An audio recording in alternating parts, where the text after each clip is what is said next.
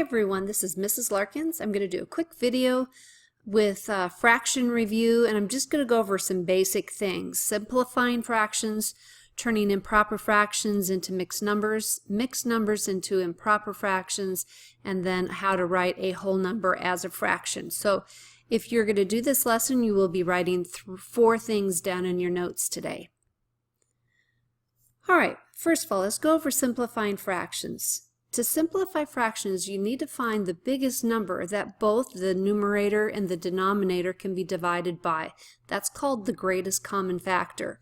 So on this first one here, you need to think of the numbers that multiply to turn into 24 and 30. You can use the rainbow if you want. What I'm talking about is the factors of 24 would be 1 and 24. 2 and 12, 3 and 8, and in the middle is 4 and 6. And then the factors of 30 would be 1 and 30, 2 and 15,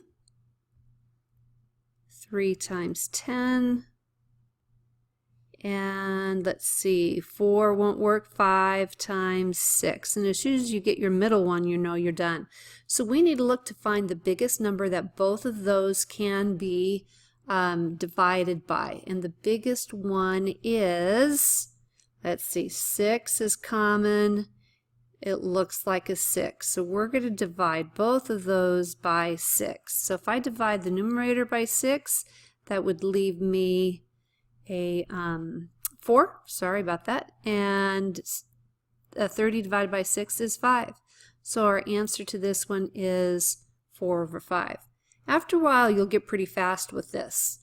So our factors of 16 are 1 and 16, 2 and 8, and 4 times 4. And as soon as you get here, that's your middle one, then you know you're done.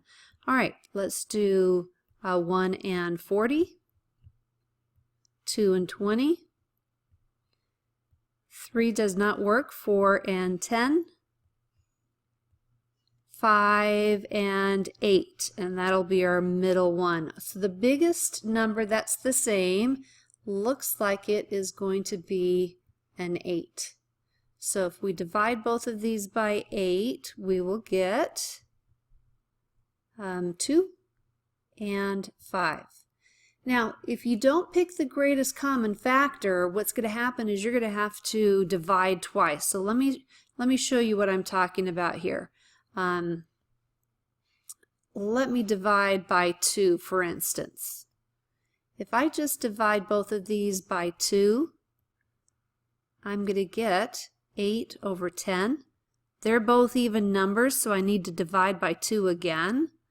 That would be 4 and 5. So if you don't pick the greatest common factor, you can still get to the right answer. You'll just have to divide twice, sometimes 3 or 4 times. So it's best if you pick the final one.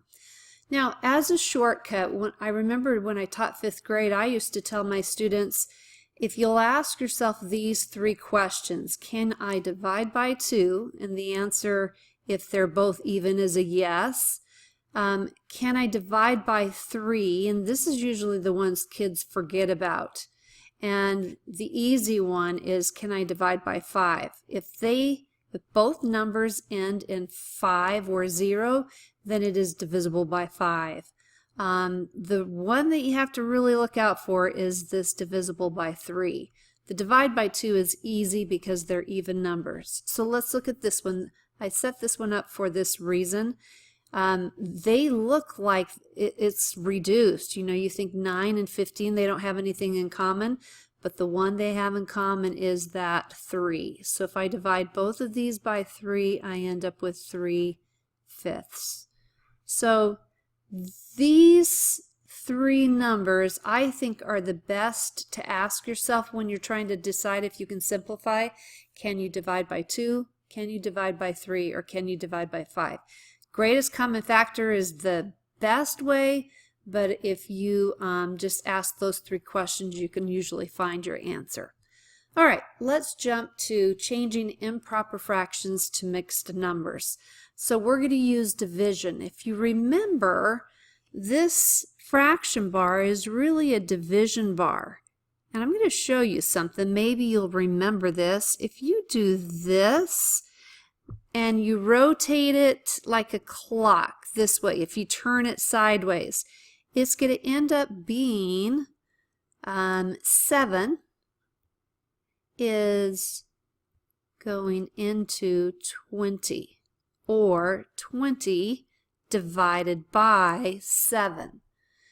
All right, so that might help you. If you know how to set that up, that really might help you.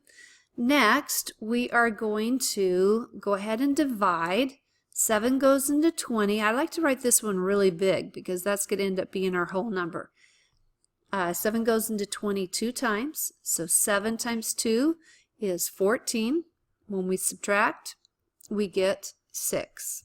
Now, these three numbers, I did green, red, and pink for a reason, because they have a certain spot in your mixed number.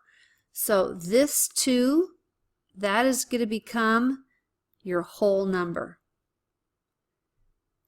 The pink down here, that is going to become your numerator. And the 7, if you'll notice that the 7, we've already used him.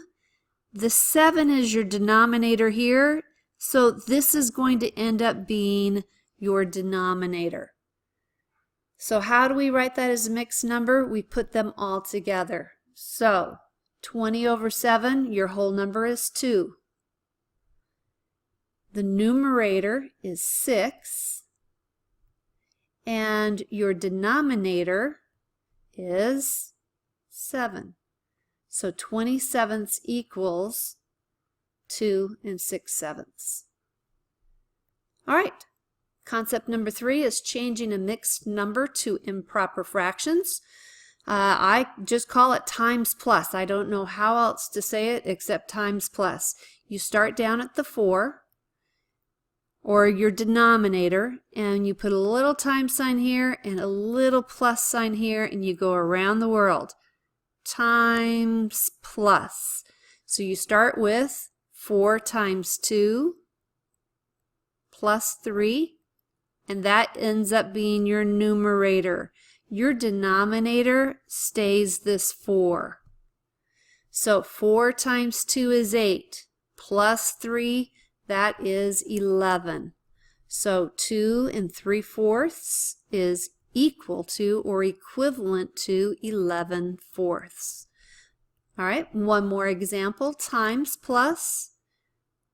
Start at the 7 and go around like a clock. 7 times 10 is 70, plus 2 is 72, and our denominator stays a 7. So 10 2/7 is equal to 72 over 7. All right, the fourth thing is, how do we write a whole number as a fraction? It's super easy. If you have a whole number and you need to make it a fraction, you just put that number over 1. 12 is just going to equal 12 over 1. 8 is going to equal 8 over 1. Now, why do we need to do that? Well, when we multiply, if we had a fraction that said, a multiplication problem that said 12 times 1/2, you have to make this whole number into a fraction to help you multiply that. All right, I hope that helped.